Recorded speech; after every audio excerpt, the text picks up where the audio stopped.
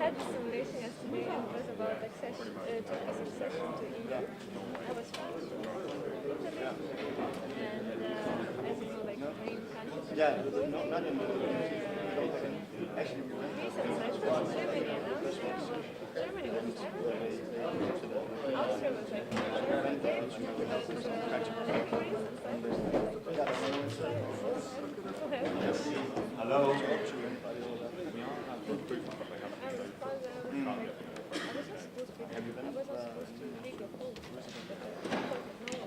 I see we have a camera here. I hope it's not Russia Today. Do you know the difference between CNN and Russia Today? When CNN comes when something big happens. Russia Today comes and something big happens. So although it's not Chatham House, but I hope it's all going to work out fine. Good morning. Let's get started. My name is Andres Osman. I'm the Director of Policy Planning at Estonia's MOD. As you know, policy planners usually try to do the long-term strategic horizon scanning work. And I must say this year has been anything but this. It's all been, the focus has been about on here and now. So it's my great pleasure to moderate this distinguished panel on a topic that it actually entails questioning Russia's long-term role and standing in global affairs. As a scene setter, I would just say that Russia, despite her wishful thinking, is probably losing even her remaining global status. She will most probably remain a nuclear superpower and perhaps even retain a seat at the UN Security Council, permanent seat. But that's about it. It will continue to isolate itself and perhaps one day will even be excluded from the BRICS. So that's my own view. So the trend is very clear. Indeed, some people have called Russia in the 21st century as Nigeria with nukes. John McCain has called Russia the gas station, and some say Russia has no future, but it has only past. So the list of insults goes on. At the same time, I must say there's a view among many in the West that Russia is irreplaceable in governing many of the world's biggest issues, from climate change to terrorism to Iran. So I think one of the questions this panel should try to elaborate is how much does the West really need a global Russia, and how much can it actually let Russia be just a regional player, perhaps even a regional spoiler. So without much further ado, I will not go into a long presentation of speakers. They are all well-known, either think tankers or diplomats. We will start off with Andrei Pionkovsky, who's a well-known Putin critic and a well-known scholar and a friend of Estonia over many years. Thank you, Mr. Chairman. Is Russia a global power or regional power? My answer is both. According to objective data, it's a declining regional power. First of all, because our economy is oil state economy without any hope of progress and improvement under this regime of kleptocracy. But by ambitions, complexes, pretensions of leaders, and Mr. Putin, president, who is president for life of this country, it's certainly global power. Moreover, a revisionist global power. In his Crimean speech on the occasion of joining Russia by Crimea and Sevastopol, Putin unleashed the program, the agenda of restoring so-called Ruski Mir, Russian vote. He claimed his right and even sacred duty to protect not citizens of Russian Federation, it's very important, but ethnic Russian or Russian-speaking person all over the world. And later, Duma in its piece of legislation even expanded these ambitions to include all descendants of citizens of Soviet Union and even citizens of Russian Empire. And it's not just word. By this concept, Putin justified and legitimized and even glorified the annexation of Crimea, which broke dozens of international treaties signed by Russia, but immediately began to implement the second part of his program of gathering historical Russian lands with a new term Novorossiya. By this term he defined 8 Ukrainian regions. Well, it's clear that even the most modest implementation of this crazy Ruski Mir concept includes changing the border of at least 2 countries members of NATO, Latvia and Estonia, which has considerable Russian ethnic minority. And all Kremlin commentator 24/7 tells us that we Russians are ready in a state of hybrid war. Not war with Ukraine, they emphasize. Ukraine is just a terrain on which this war is going on. We are in war with the United States, or more philosophically involved Russian world with so-called Anglo-Saxonian world. So the natural question arises, if Mr. Putin involved in this war, what is his strategy of victory in this war? If Russian economy is inferior to Western economy, and well, yesterday we were presented a brilliant report of our colleague about reforms in the Russian army, but in spite of all improvement, Russian conventional forces is a formidable force, but it's much weaker than conventional forces of NATO as a whole. So where is instruments for Putin to win this war? Judging by everyday statement of Russian politicians and commentators, this instrument is nuclear weapon, nuclear option. Our leaders every day emphasize the nuclear capability of Russian Federation, and the bullying and blackmailing West with option of nuclear war is an essential part of so-called hybrid war which Kremlin is waging now. For example, Mr. Zhirinovsky, well, some people may call him clown, but he is a very specific clown. He is deputy speaker of Russian Duma, and he always articulates the things which top leaders are still a bit shy or reluctant to say.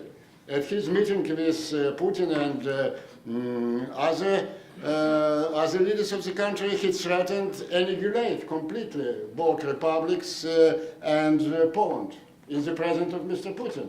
And Mr. Putin comments after this performance, well, Vladimir Wolfowitz, as always, was very vivid and flamboyant, but maybe not all his remarks reflect the current thinking of the Russian government. Well, Putin himself boasted to come in 2 days to almost all capitals of Eastern and Central Europe.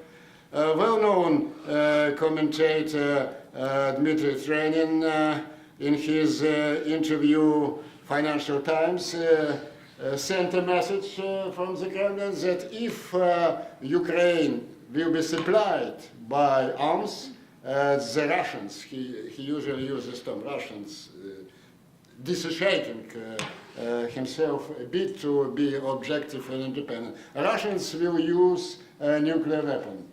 Well, another crazy guy, several days ago, Vice President of Rosneft company, Mr. Leontsev, told that if financial blockade of Russia continues, Russia will use a nuclear weapon. And culmination of this campaign of psychological warfare was adoption of new Russian military doctrine. Mr. Patrushev, the Secretary of Security Council, highlighted this innovation in his interview to government paper Izvestia and Rossiyskaya Gazeta in the middle of October. And already here in Tartu, I read on internet that Putin 2 days ago said that this doctrine already put into action. I haven't yet read the text, but according to Patrushev, the most essential change in Ukraine is about use of nuclear weapons. The current formula in Russian military doctrine is very reasonable. It's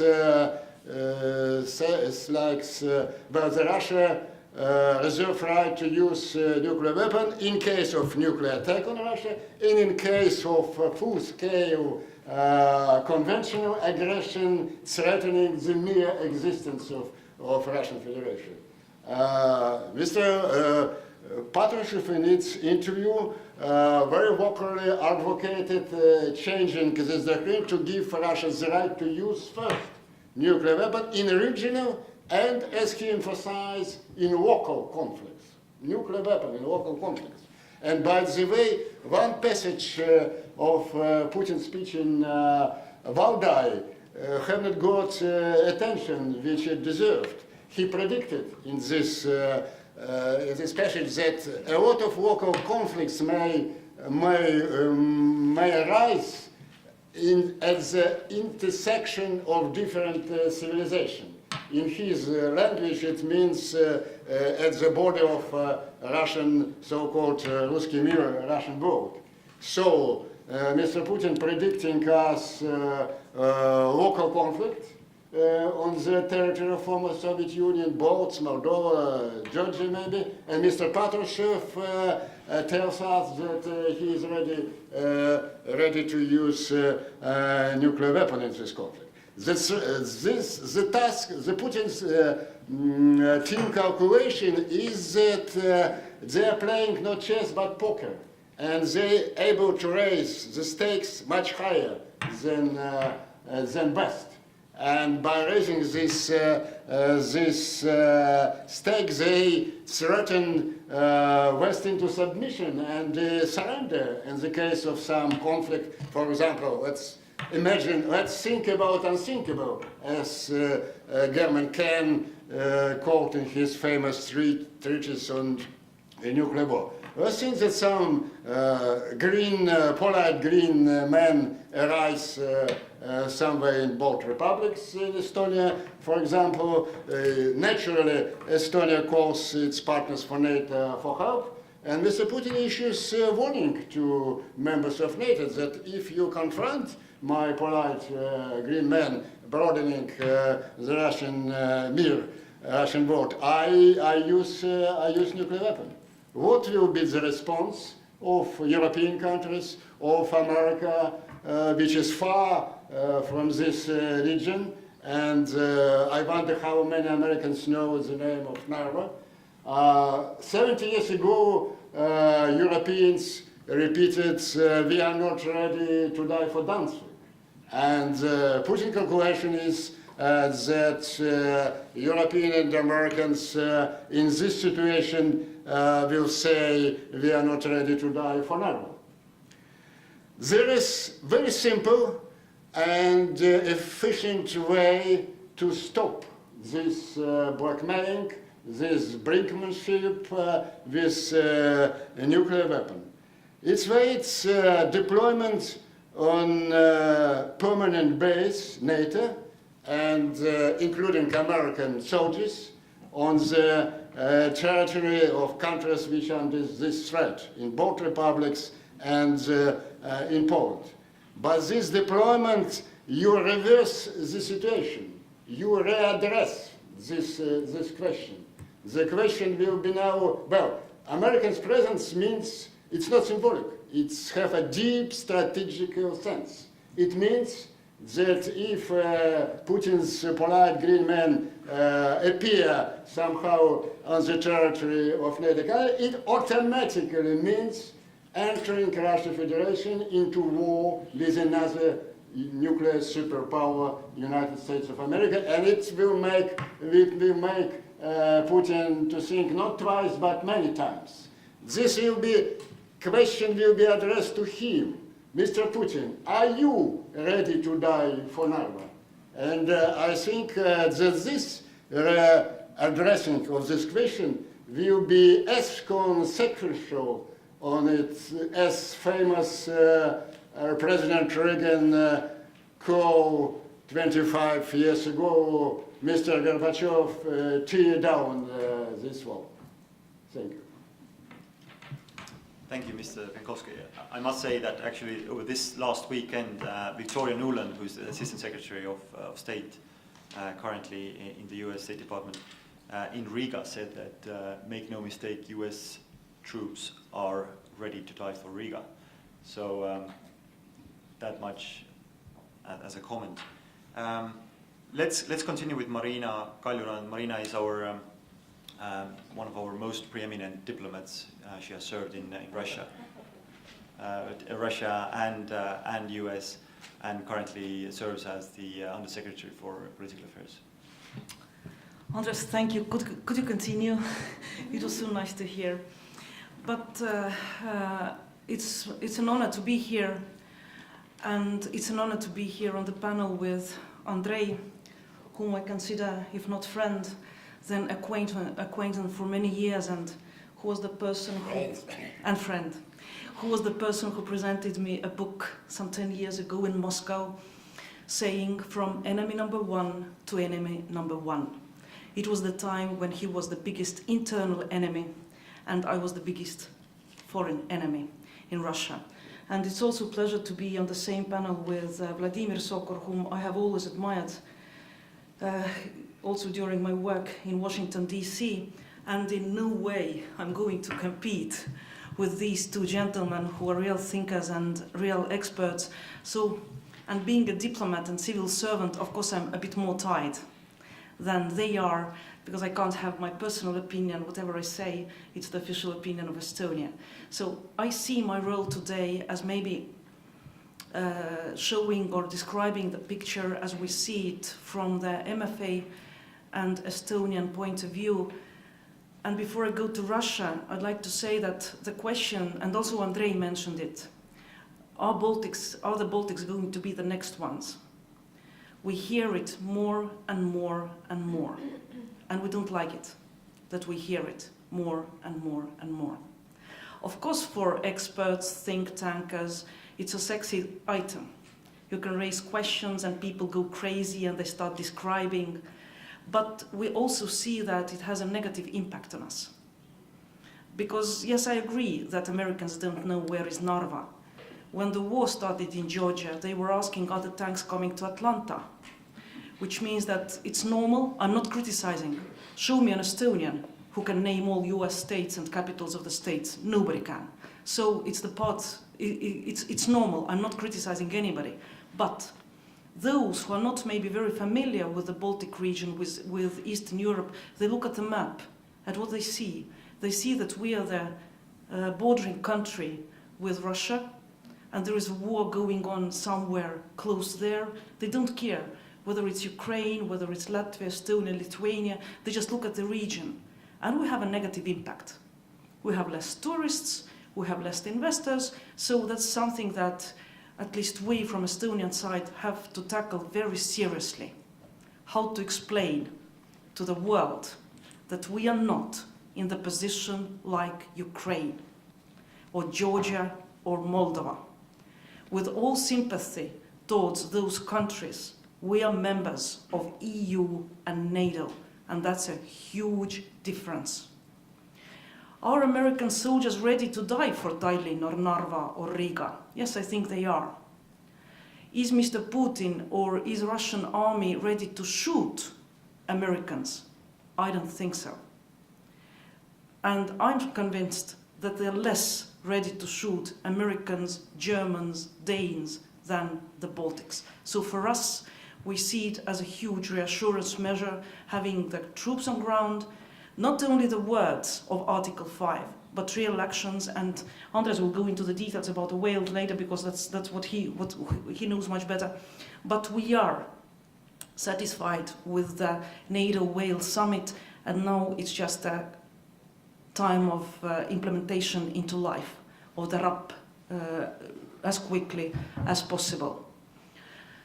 But the question where I agree completely with Andrei is that Article 5 reassurance measures, we come from time to time together, we have high-level visits, everybody reassures us, we believe. The question is if Russian administration or President Putin believes, and that's the crucial question. But if we look at the incidents that are happening in the close neighborhood of Russia, being it the same abduction of Estonian police officer, or the increased violations of airspace, or irritating movement close our borders, capturing of Lithuanian vessel, and I can continue, then we can see that I think he believes. And that's one of the reasons why he's playing with those small irritators, showing his muscle. But now I'd like to come back to the subject and the question that was put by Andres. If Russia is global power or regional power, I agree again with Andrei. It's not so often that I agree with you, but yes, I think it is both. Is it going to stay a global power, a regional power in short term or even medium term? I think yes, it will. And why? From the MFA perspective, I'd like to go through what we see today happening in other organizations, in spite of what we think and what maybe a couple of other countries in the EU and NATO think. What is the wider picture? If I can be very blunt, then UN doesn't care.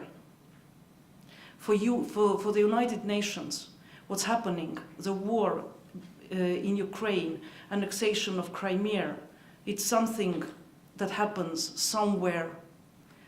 The majority of UN member states see it as a principal question or dispute between the West and Russia. They usually see it provocation from the West towards Russia, coming to play in Russian backyard, staging colored revolutions, and so on and so on. It's reality, whether we love it or like it or not. I'd like to bring you an example that I also mentioned in the corridor to some participants. Last week there was a vote on annual resolution in the United Nations General Assembly for against glorification of Nazism and against the trends of neo-Nazism, anti-Semitism, and so on and so on. The cause of the resolution, or the text of the resolution, is very good, very important, and all democratic countries share the essence of the resolution. But how it was used by Russia when it was tabled wasn't corresponding to the real sense and cause of the resolution. In the text, they mentioned Ukraine and then the events in Maidan being staged by neo-Nazis, banderas running around in Kiev, and who knows the history of Ukraine? Come on. Ukrainians and Nazis. Ukraine was one of the nations that suffered the most during the Second World War. And definitely, Ukraine is not a Nazi country. We all might have extremists, that's true. But important is how government reacts. And you can't accuse Ukraine of not reacting if there are some extremists. So how did the vote take place in the United Nations? 115 countries supported Russia's resolution, in spite of the fact that EU, US, Canada, Ukraine were working with the delegations and were explaining what is behind the resolution. 3 countries voted no: US, Canada, Ukraine. EU abstained and made a very strong explanation of vote. EU was close to splitting because there were a couple of countries that wanted to vote against. There was one country that wanted to vote for, and majority was working with the text and agreed that a strong explanation of vote could keep EU united. So that's an example how the picture is in the United Nations. I remember very well what Condoleezza Rice said in 2008. It was during the war in Georgia, when she was warning Russia to fall into isolation over Georgia. What happened? 8-9 months ago, EU was back to business, the whole world was back to usual business, like nothing had happened. Okay, talking points had changed. Everybody's talking about territorial integrity and sovereignty of Georgia, but the situation on the ground de facto had changed by that time, and as we all know, a couple of days ago President Putin concluded a cooperation agreement with the de facto governors of Abkhazia. When we come to regional organizations, OSCE definitely has a big role to play. But at the same time, when we follow the discussions in the OSCE, we also can't exactly understand the discussions. For example, there is a proposal tabled to form a panel of eminent persons to look into the security structure and to look into conflict that's happening today in Ukraine. And as much as we have information, Ukrainians are not included into that panel. So again, how can we discuss European security, or how can we discuss conflict so that one party to the conflict is included into the discussion, Russia, another party to the conflict, Ukraine, not included. Discussions happening above the head of some parties to the conflict, which is not right. NATO and EU, just on NATO very briefly, as it seems from the MFA side, NATO is more united. NATO actions and decisions are good. Now we just have to see the implementation. We see that countries are taking more and more seriously their contributions towards defense. More and more countries are pledging 2% to defense of GDP. Unfortunately, not as seriously, and not all 28 member states, and that worries us, but we see at least that the trend is positive and countries are taking it more seriously. If compared what happened after former Secretary of Defense Gates mentioned that Europe should do their role, then the answer was much more passive. The EU today is united. Today has the common position. How long is it going to stay? I don't know. Because there are threats that might split the EU, and I'll just mention. First, sanctions. As we see, the discussions on sanctions have been really hard in the EU. The procedures have been relatively long. It would have been done much more quickly if there had been political will. Unfortunately, we see that there is no political will from all the countries to continue with sanctions or even to introduce additional sanctions. The last Foreign Affairs Council that took place last week agreed to add a couple of persons and to go deeper with the second wave of sanctions. But I'm not sure how ready the EU is to continue and deepen the sanctions. And I can understand to some extent some European countries, because if you look what's happening today, we're reading more and more news about that while EU and US are introducing sanctions, other countries are taking advantage. For example, Switzerland's exports to Russia have grown 40%. So which means that what we are not doing, the others are entering and the others are filling the loops. And that's again the question of solidarity. EU, NATO, very strong, the other countries flexible, they might call themselves neutral, they might call whatever way they want to call themselves, but they don't share what we think about the actions of Russia, and at least they're not ready to share the sanctions and the negative side of sanctions to our countries. EU is in the internal discussions, there are more and more voices that discuss whether the Eastern Partnership was the right policy, whether and in what form we have to continue with that, and whether it was a mistake. So I'm looking forward very much to the discussions that are going to happen the next spring in Riga at the Eastern Partnership Summit.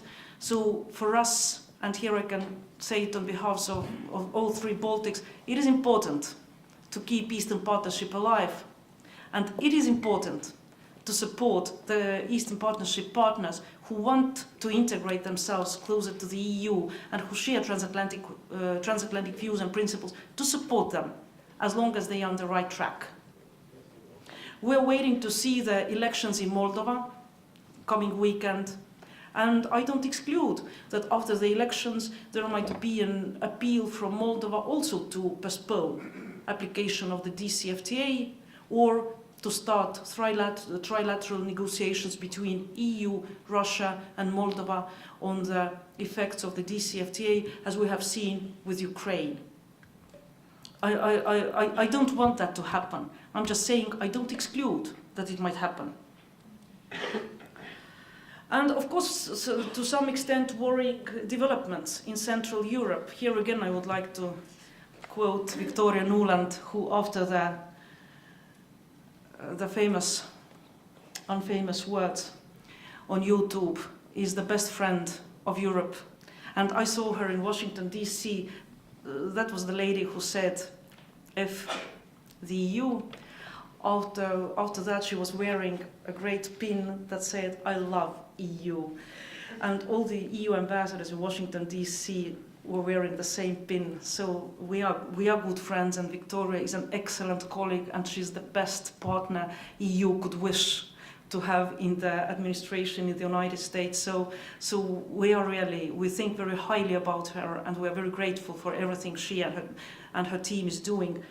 And speaking to Central Europeans, Victoria said that Europe is suffering under twin cancers of democratic backsliding and corruption.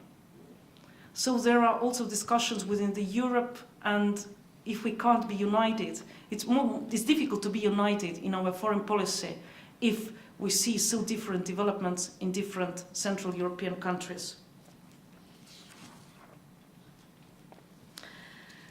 And from here, just my final remarks about what is our impression, how Russia sees her role in the coming years. Again, coming from the same speeches, being it Valdai's speech, or being the speech after annexation of Crimea, or also the foreign politics speech, and even coming from 2008, Dmitry Medvedev's speech. You see how nervous I am, broke my pen. We see that in Valdai, what did Putin say in Valdai? I'll quote, "This is in particular relevant given the strengthening and growth of certain regions on the planet, which process objectively requires institutionalization of such new poles, creating powerful regional organizations and developing rules of their interaction." Very clear. Russia sees herself as the new center or pole of integration, being it Shanghai Cooperation Organization, being it Eurasian Economic Union, or in whatever form, being it even BRICS. Today we see that BRICS are maybe very united in their positions, although in Brisbane those were the countries that were less critical or were not critical towards the actions of Russia in Ukraine and Crimea. And we shouldn't forget that they are 40% of world's population. They are 20% of world's GDP. They are really powerful. And Russia is playing very much on BRICS, on Shanghai Organization, Eurasian Economic Union, and Collective Security Treaty Organization. I was just reading a couple of days ago what the Speaker of Duma, Sergei Narushkin, said in Baku on the 24th of November. He said that 5 countries of CIS have already made a Eurasian choice, and another 40 countries across the world have officially voiced their wish to set up a free trade zone with our integration association.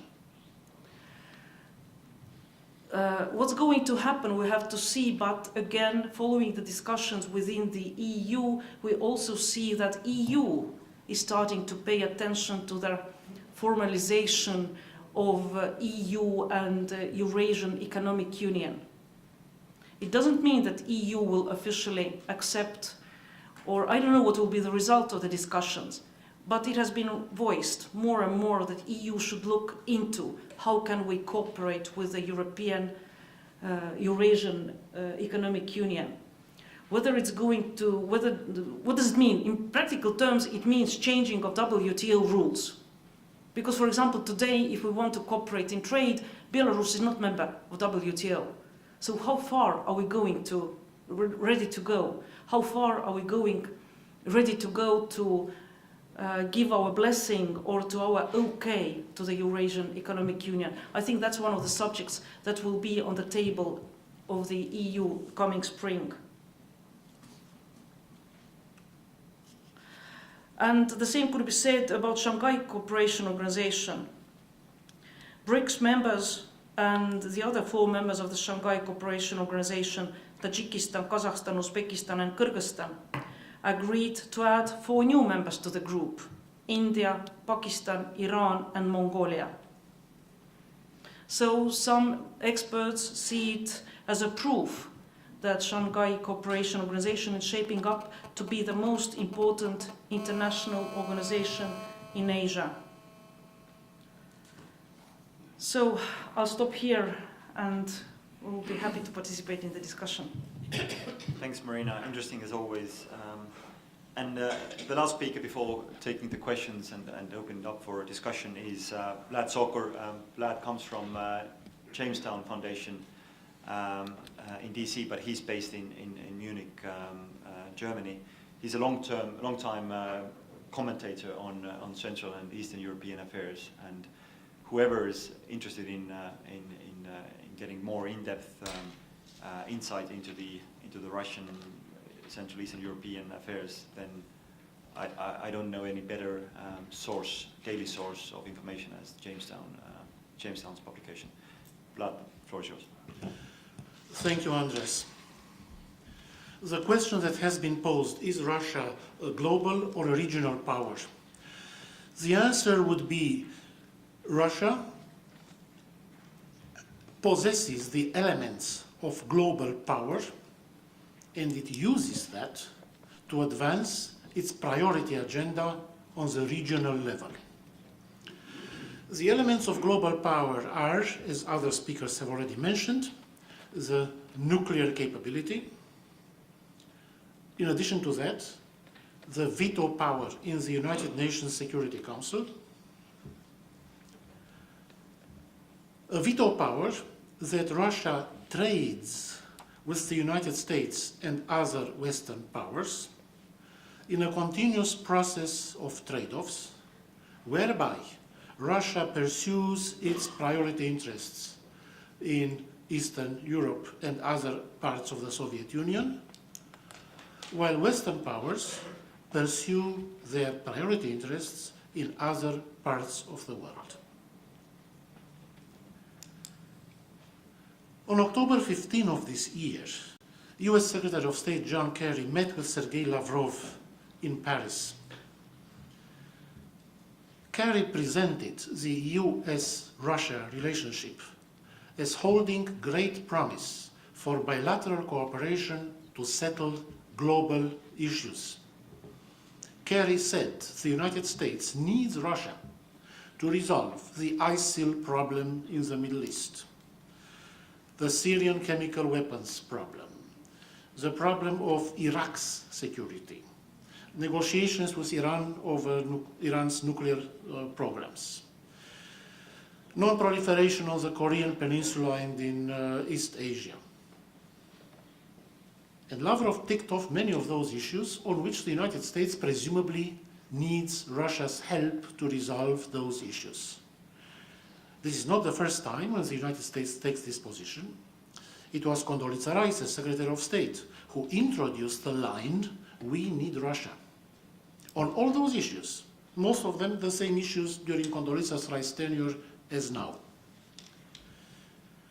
And moreover, Kerry presented the US-Russia partnership as one of equal sides, a great satisfaction to Russia's global ambitions. At the same time, the United States and other governments and public opinion leaders present Russia as a weak state, a declining state, a state prone to delusions. As Angela Merkel said, Putin lives in his own world, an isolated state. Russia is none of those things by any measure of relevant power. Those assessments lead to a dangerous complacency in the West. You cannot say that Russia is an isolated country and at the same time run after Russian assistance to help the United States and the Western powers on all those issues that I just listed. Moreover, Russia is not isolated in the world. It has a close relationship, flourishing relationship with BRICS and many other countries and groups of countries. Russia, as I mentioned, uses the elements of its global influence to advance its agenda for regional hegemony. President Obama recently said, Russia is only a regional power. Moscow got very offended at that. It has, of course, the ambitions to be recognized with the status of a global power. But Obama greatly missed the point when he said Russia is only a regional power. Regional hegemony is Russia's priority program. Obama also said recently, quote, geopolitically, what happens in Ukraine does not pose a threat to us. He clearly failed to recognize that what happens in Ukraine poses a threat to the United States alliance system in Europe. And if that alliance system in Europe is undermined, the United States ends up itself in global isolation. What are the regions where Russia has ambitions, interests, and hegemonial objectives? One, broadly defined, is the so-called former Soviet Union region, where Russia had all along, ever since the presidency of Boris Yeltsin, sought Western acceptance of Russia's priority interests. It was then President Medvedev who phrased this goal into a Medvedev doctrine. Russia's priority special interests in the former Soviet Union. That's one broadly defined region. The other region is what I call, and some other analysts call, Europe's East, by which we mean the countries immediately to the east of NATO and the EU. The EU's and NATO's direct eastern neighborhood. Those are so-called the same countries as the European Union's Eastern Partnership countries. Ukraine, Belarus, Moldova, Georgia, Azerbaijan, Armenia. That would be Europe's East. Then Russia is building this construct of the Eurasia Union as on parts of the former Soviet Union territory. And finally, Russia is advancing the concept of a so-called Greater Europe, also defined as Europe from Lisbon to Vladivostok. in which Russia seeks participation in Europe's decision-making processes.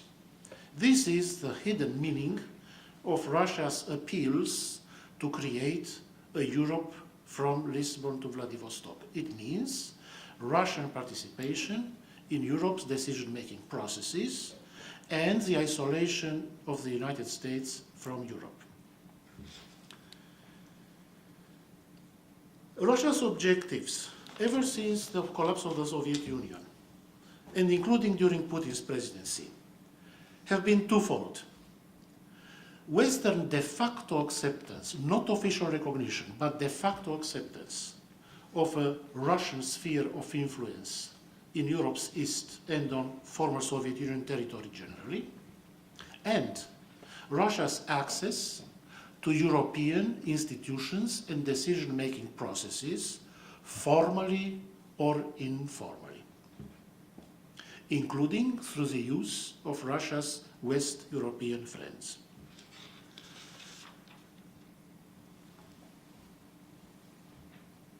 It is true that Russia's GDP is only a fraction of the combined GDP of NATO and European Union countries. However, Russia is seeking and finding ways to offset the imbalance in the GDP.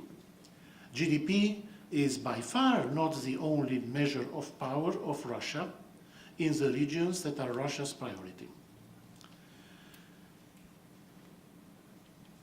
As a counterbalance to its economic inferiority, Russia relies on the concept of balance of interests. Yes, the overall balance of power favors the West, but the balance of interests is something else. Russia's priority interests are in its immediate neighborhood. The West prioritizes other parts of the world. This can lead, and at times has led, to trade-offs.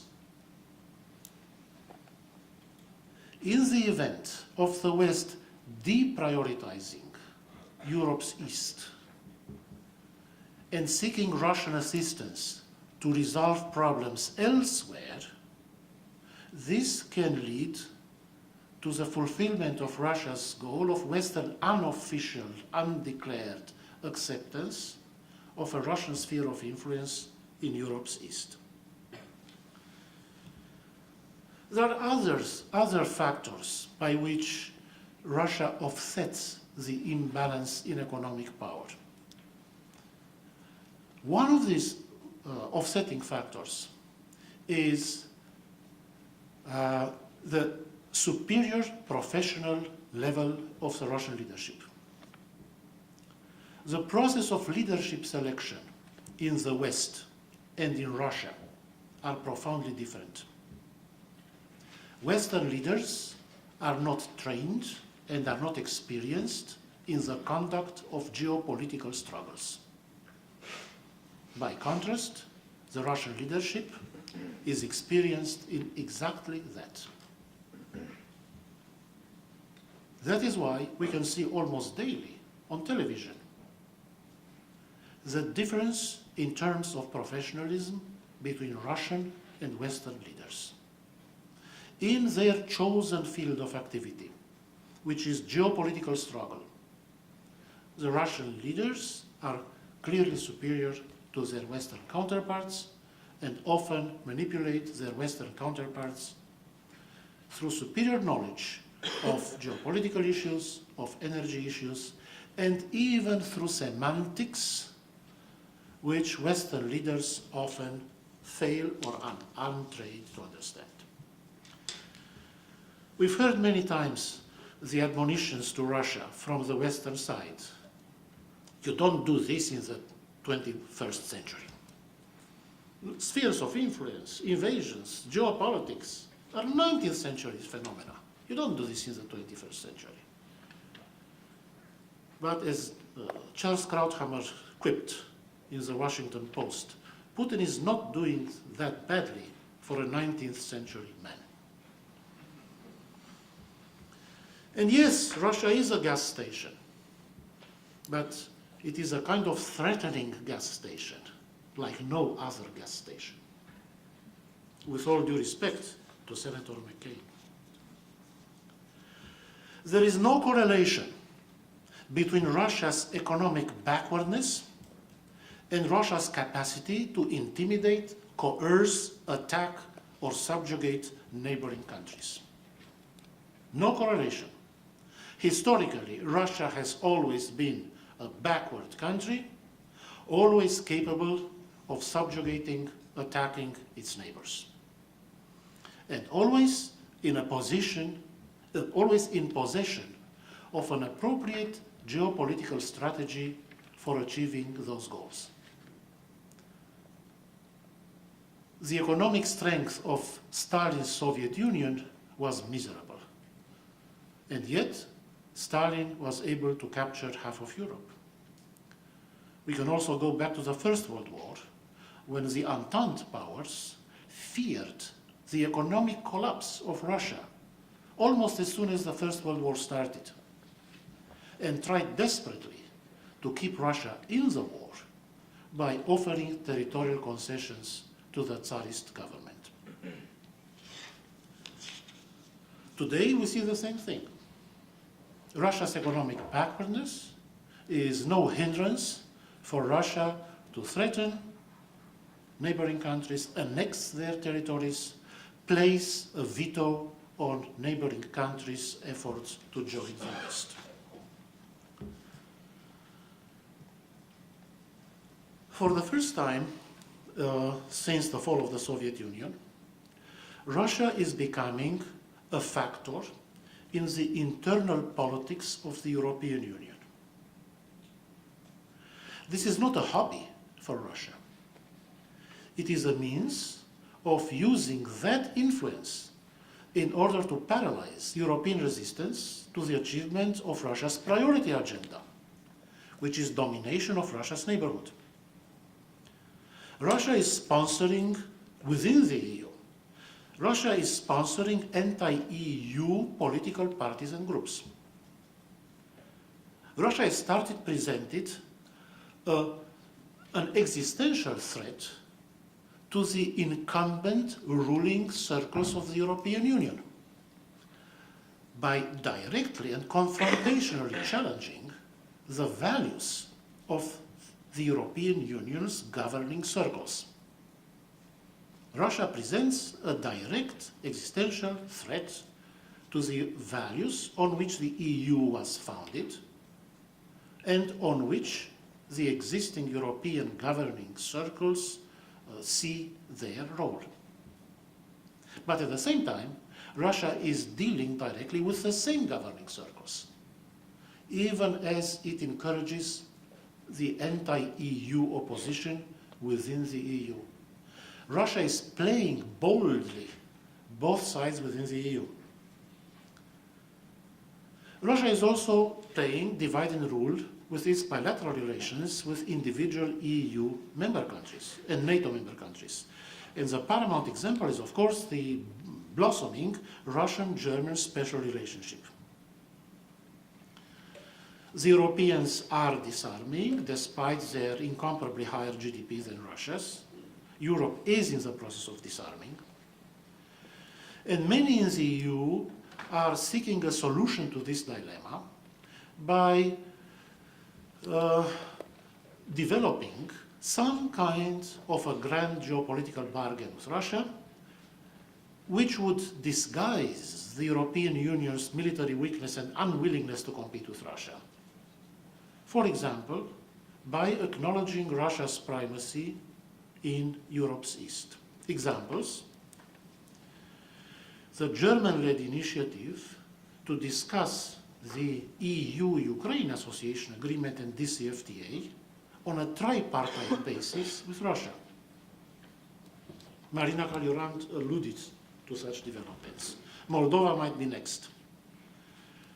Until most recently, the EU collective position was that the EU-Ukraine Association Agreement is a purely bilateral matter between the EU and Ukraine, and no third party is entitled to re-examine these agreements. But now we have already had tripartite consultations, which presumably will continue and even develop at a higher level, on a tripartite basis between EU, Ukraine and Russia, for the time being not renegotiating the agreement, but re-examining it. Moldova might perhaps be next in line. During the final years of the Soviet Union, we became accustomed to the idea that international relations and international politics were becoming de-ideologized. Most recently, many Western statesmen took the view that we don't face any danger of a Cold War because Russia-West relations no longer involve an ideological confrontation. This proposition is increasingly subject to doubt. Putin's Russia has become the champion of what it calls conservative values. It does so in order to stimulate anti-EU opposition within the EU. At the same time, while posing as a critic of globalization, Russia at the same time has special deals and agreements with big business circles in the European Union, especially in the energy sector, but not only. So Russia is playing divide and rule within the EU. The number of Russia's friends within the EU has proliferated at the governmental level and at the level of the anti-EU opposition, on both levels. The result has been what some Russian commentators have described as Putin-tern, by analogy with the Comintern. You all remember what the Comintern was? It was a network of supporters of the former Soviet Union, which the Soviet Union was maintaining through the Communist International, Comintern. Now there is this joke about Putin-tern.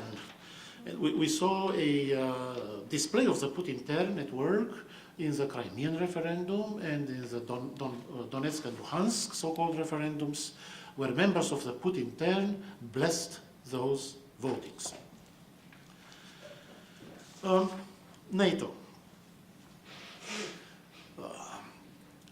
NATO has allowed a security vacuum to develop in the immediate eastern neighborhood of NATO in the EU, what I call the Europe's East. There is no extended deterrence by NATO against Russian aggression in Europe's East. NATO has been distracted since 2002 by distant expeditionary operations, by the idea, which is more of an ideology than an idea, that we live in a time when state-to-state conflicts are obsolete, when the threat to the West and challenges to the West come mostly from non-state actors, and that Europe is safe. As a result, NATO has been distracted by distant expeditionary operations since 2002, completely neglecting its direct eastern neighborhood, which is now defenseless.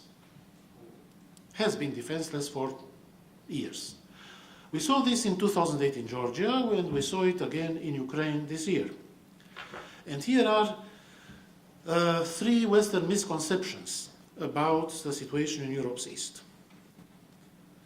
This logic was imposed on Georgia in 2008 and has been imposed on Ukraine in 2014. The first principle is, don't provoke Russia. In 2008, Russia was recognized by the entire West. It was a homogeneous position of the West, that Russia was the aggressor in Georgia. But after a short interval, an idea developed, and it is incorporated in the EU's 2009 report, that perhaps, not conclusive, but perhaps, Georgia provoked Russia into attacking Georgia through Georgia's operation in South Ossetia in 2008. So the lesson was don't provoke. And when in 2013, 12 and 13, Russia installed barbed wire fences along the demarcation line between South Ossetia and the rest of Georgia. Georgia took pride in the fact that it did not respond, it was not provoked. It did not allow itself to be provoked. That was already a matter of taking credit for it. And it was encouraged by the West not to be provoked. Something similar happened in the invasion of Crimea, of Russia in Crimea. Of course, Ukraine was incapable of resisting, that is true, but at the same time it was strongly urged by its Western partners not to resist in order not to provoke Russia. And finally, the third misconception is that there is no military solution to the conflict in Ukraine. Of course there is a military solution. It is a Russian military solution. Russia is imposing its military solution. But the proposition that there is no military solution to this conflict is being told to Ukraine. And Andres is signaling to me that my time is up, and I'm going to conclude with the following remarks.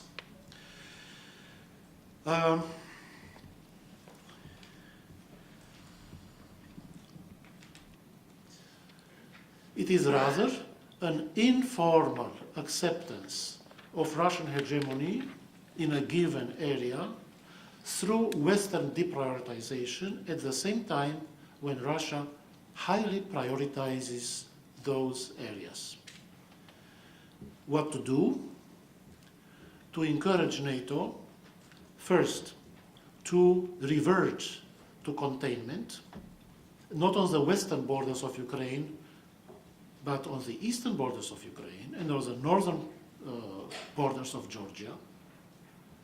Second, to enable these two countries to defend themselves by providing them with arms.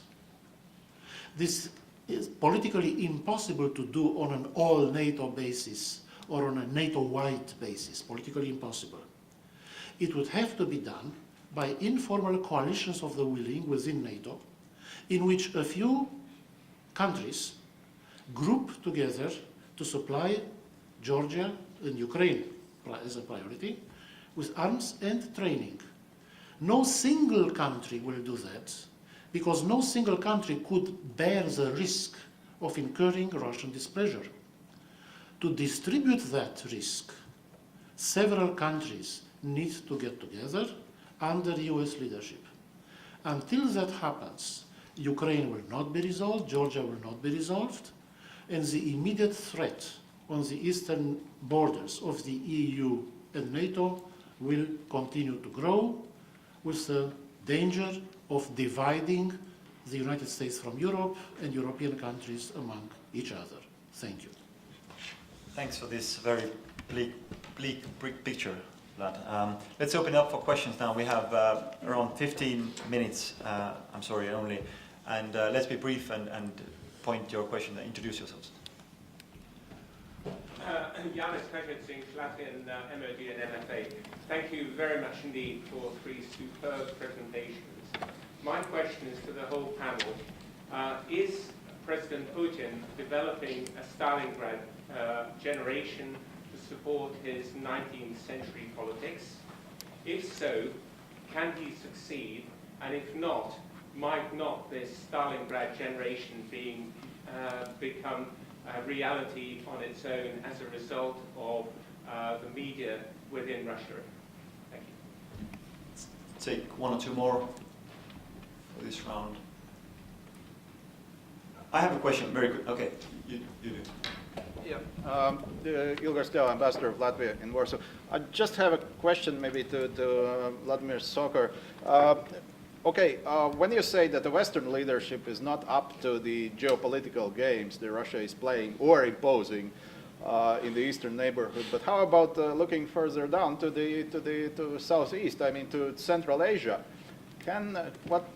What would be your assessment? Can Russia have free hands there because they have the other player, global player there, which is China?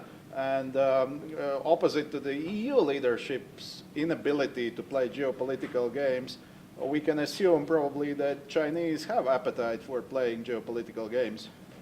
Thank you. Thanks. Any more? I have a question about also about China. What is the prospects of strategic China-Russia cooperation, given that today it's mostly described as tactical and ad hoc? Okay, last chance. Okay, panel. If I may take up the question about Central Asia, or part of it, because I'm not an expert on China. Whether Russia is winning or losing the competition in Central Asia, in one country, which is the most relevant country in my opinion, Russia has lost the competition, and that is Turkmenistan. Russia has lost the contest for priority access to Turkmenistan's gas reserves. China has won big. Russia used to import 45 BCM per year of Turkmen gas until 2009. Since 2009, the direction of Turkmen gas exports has been totally reversed.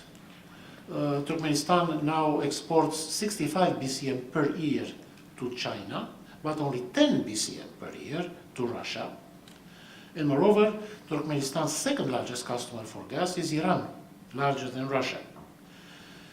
Turkmen gas volumes were extremely important for Russia. Russia was buying cheap Turkmen gas and reselling it expensively in Europe. This is no longer the case. And this has already weakened Gazprom's position in Europe, also in Ukraine, by the way. And the next priority directions of Turkmen gas will be TAPI to Pakistan and India, which I don't believe in, and the Trans-Caspian pipeline to Europe, which I do believe in. Russia is a loser on all counts.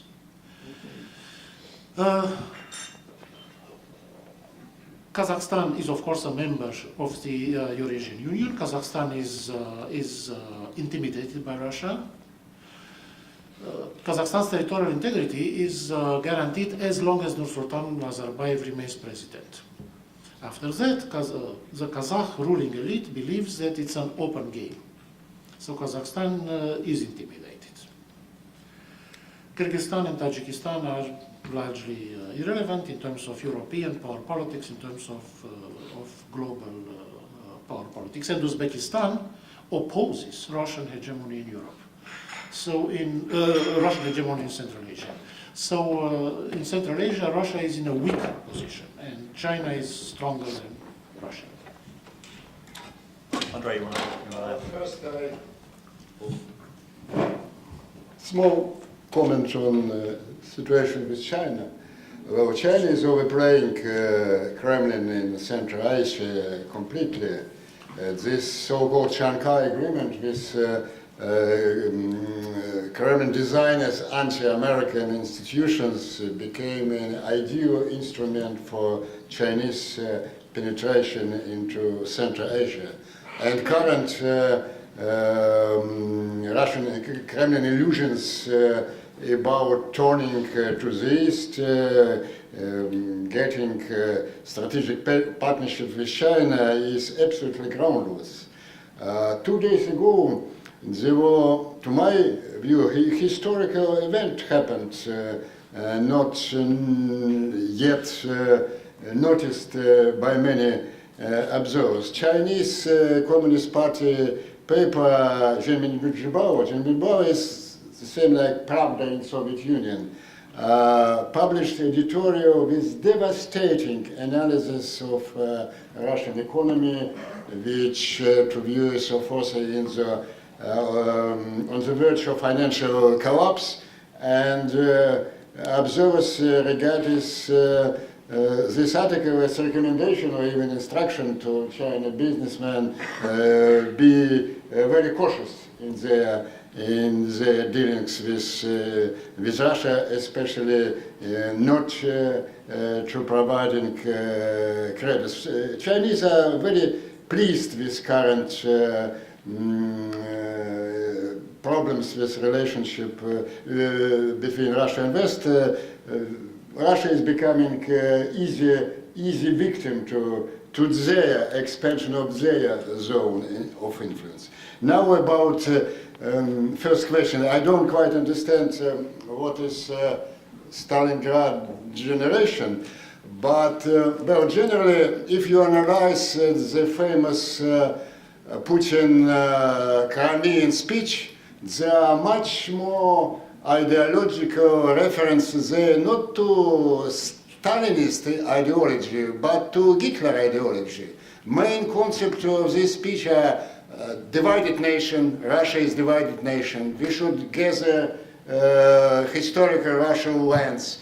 It's all the main pillars of German foreign policy philosophy of 30s. Even definition of his opponents. He called us national предатели, national traitors. It's not Soviet term. You remember Soviet times. In Soviet times, opponents were враги народа. Yes, enemy, more Marxist definition. And about how much this imperial nationalist drive is supported by Russian people. I would dare to say that not much. This famous 84% of approval, according to polls, it's illusion. You know, in authoritarian society, this opinion poll has no meaning. Well, you sit in your apartment, somebody unknown called you and asked, are you for President Putin or against? All your genetic experience of the latest 100 years, push it on, yes sir, I'm for. There are much more indicative messages of support or not. I told about it, I remember, either on session yesterday or in Tallinn.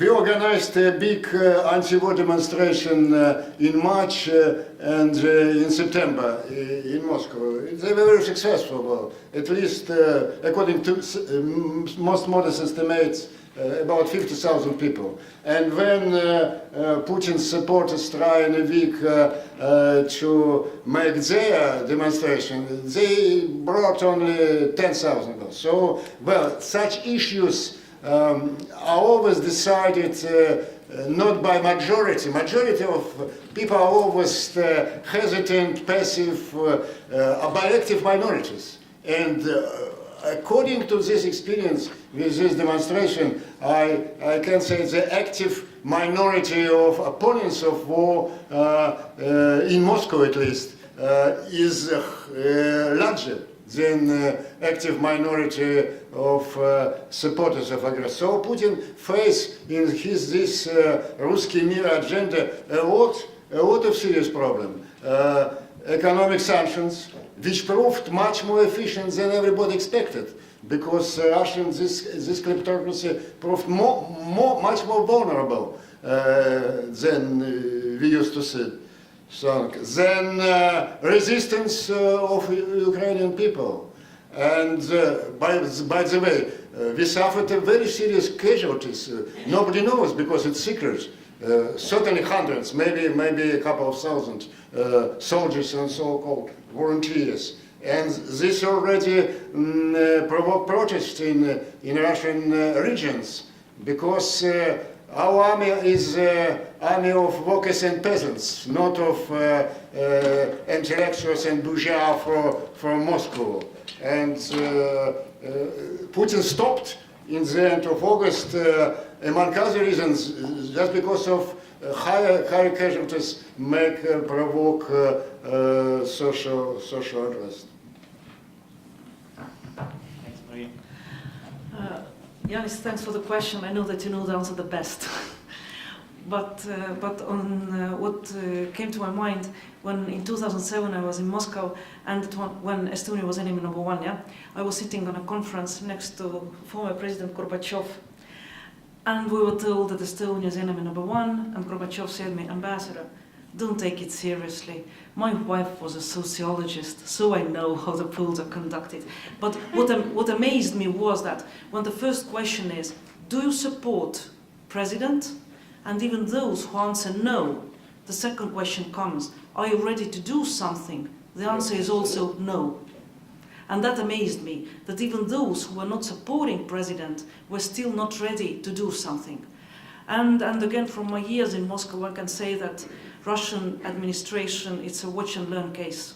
With propaganda, with raising younger generation, they are doing, I don't want to say the word great job, but they're raising the younger generation, becoming believers of the regime and supporters of the regime, and they are putting huge efforts into that. On China, it's always interesting to know what Russians think themselves. And recently I read a paper written by the Russian International Affairs Council. Don't kill me. It was just interesting to read it. No, it's chaired by Igor Ivanov. And the topic was Russia's future in the world order. And so the think tank, which is close to Russian administration, was looking into the future, and they came up with the following scenarios. First, showdown with the West. Increased consolidated pressure will be applied to Russia in security and economic spheres. Russia will be cornered, and it will be difficult for Russia to stand on its ground. Scenario number 2, Russia will make important concessions to the West. They concluded none of those scenarios will work. Scenario number 3, Russia would deepen, Russia will start lining up with China. And their conclusion was not really, because in that union, Russia will be of utmost the older sister and not the leader of the alliance or the new world order or the order that China might create or introduce. So their solution or their scenario that they considered most likely was that Russia would maintain independent role and play on several chessboards or poker tables at once, first to avoid sharp confrontation with the West and at the same time avoid becoming dependent on China. So that's how the Russian think tankers think the future of the country. And then they also mentioned that in that scenario, diplomatic efforts will have much more power and importance than military efforts, which means that they are playing on the card of diplomacy. Do you remember the popular Soviet anecdote? Everything is quiet on Chinese-Finnish border. Thanks. I'm afraid our time is up. Vlad mentioned that Europe is disarming. Do you know the joke about European defense spending? That was the joke. So with that, I think we have to finish here. Thanks.